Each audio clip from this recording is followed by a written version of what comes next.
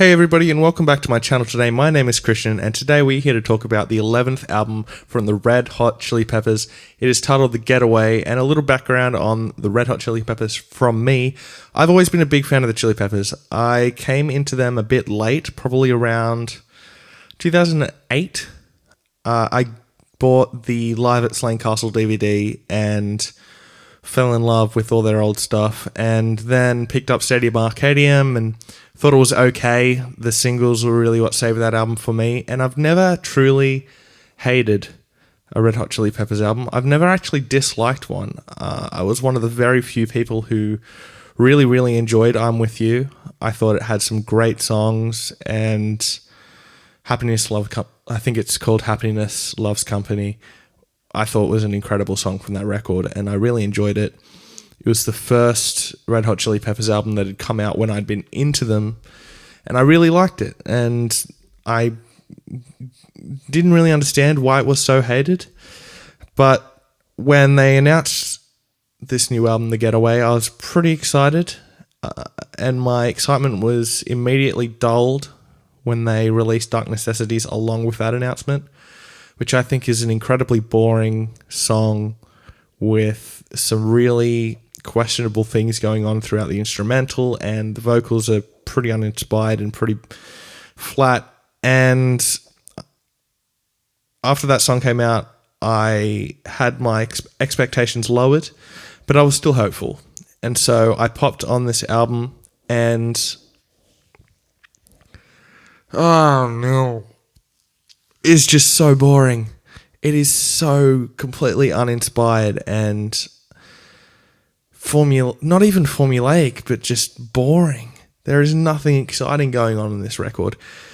What I loved about the Red Hot Chili Peppers in songs like, I know the By the Way album isn't really that loved, but in my opinion, it's a great album. So songs like By the Way and Suck My Kiss and Parallel Universe and all these upbeat, cool songs, and then their softer songs like Other Side, Scar Tissue, songs like that.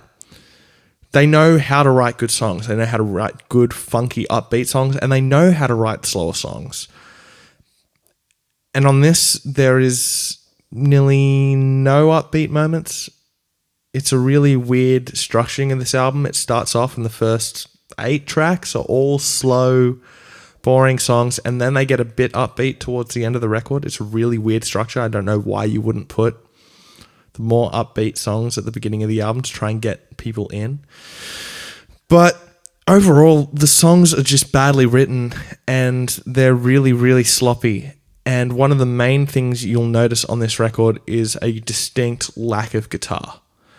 And I think that is incredibly obvious to my ears, because the thing that struck me with the Red Hot Chili Peppers the first time I listened to them on the Slane Castle DVD was, fuck man, John Frusciante is a beast. He's one of the best guitar players in the world in my opinion, and when he left after Stadium Arcadium, I was really worried.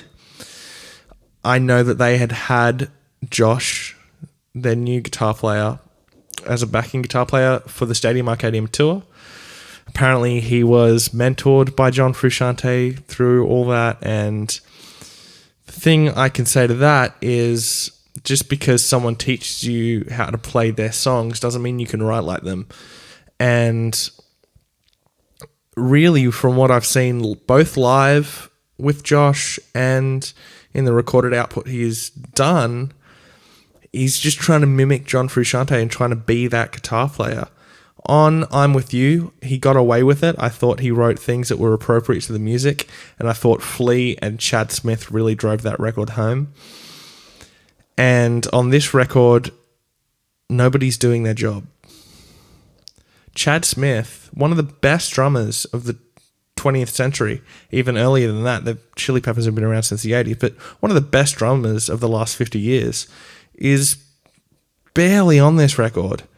There is so much electronic drumming going on. I don't really give a fuck whether he was the one who programmed the electronic drums. They all get, they all get put together on a computer anyway. It doesn't matter who programs them. He's barely on this record, and when he is, he's very far in the background.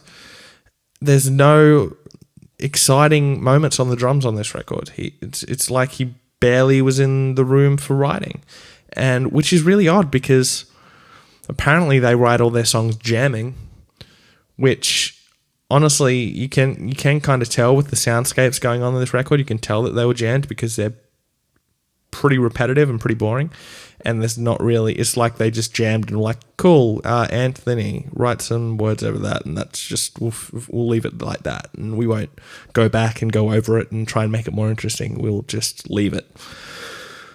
And speaking of Anthony, the melodies are on this record, he has brief moments, like the chorus of Dark Necessities I think is actually really good melodic wise. But even the melodies like that, I feel, are very flat and unoriginal. And then when he tries to go and be a bit more original, the melodies he chooses are very off-putting and they're really strange. And I know the Chili Peppers are known for being strange. They're a strange band, but this isn't Red Hot Chili Peppers strange. This is just, what? What are you doing? This is rubbish. And as well as that, Kiedis is losing it with his voice. I'd heard a lot of criticism of his voice on Dark Necessities. I thought he actually sung pretty well on that song, but every other song on this record, he's struggling, I think. And from watching him live, he's starting to forget lyrics. He has to have a teleprompter with him at every show now, and he's always looking down at the words.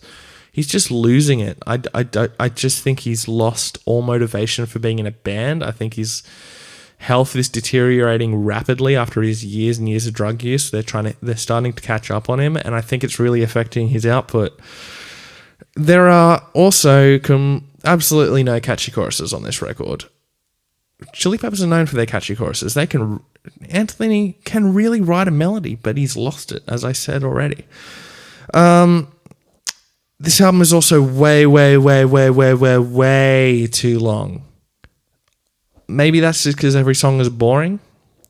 So maybe this album shouldn't have come out in the first place. But 13 tracks of this, it's a lot to ask. It's a long time as well. They're not short songs, a lot of them. And this album goes for a very long time. 13 tracks long. It could have easily been 10. It could have easily been 8, like the last Foo Fighters record. It's just way too long and with no variation. And if for any of you who have watched my reviews before, you know variation is a big stickler for me. I need variation on a record to be interested in it because variation shows musicianship to me, and being able to write different things really brings out the good bands from the bad. Chili Peppers used to do that, and they just have lost that, as I've already said. This is really the first Red Hot Chili Peppers record that I have hated. I'm never going to listen to this thing again. I'm so disappointed with it, and overall, it's just really boring. Usually I give it top 3 tracks. I'm not even going to do that because none of the songs on this album are worth mentioning, other than saying that Dark Necessities is the best track, which, if you've listened to Dark Necessities, it shouldn't be the best track on the record. But just a really boring record. I'm going to give this album a 1 out of 5. It's definitely one of the worst of the year in my opinion, and just, as I said before, a really big disappointment. Thanks so much for watching my video today. Please hit subscribe down below, and I'll see you next time. Fresh Currents.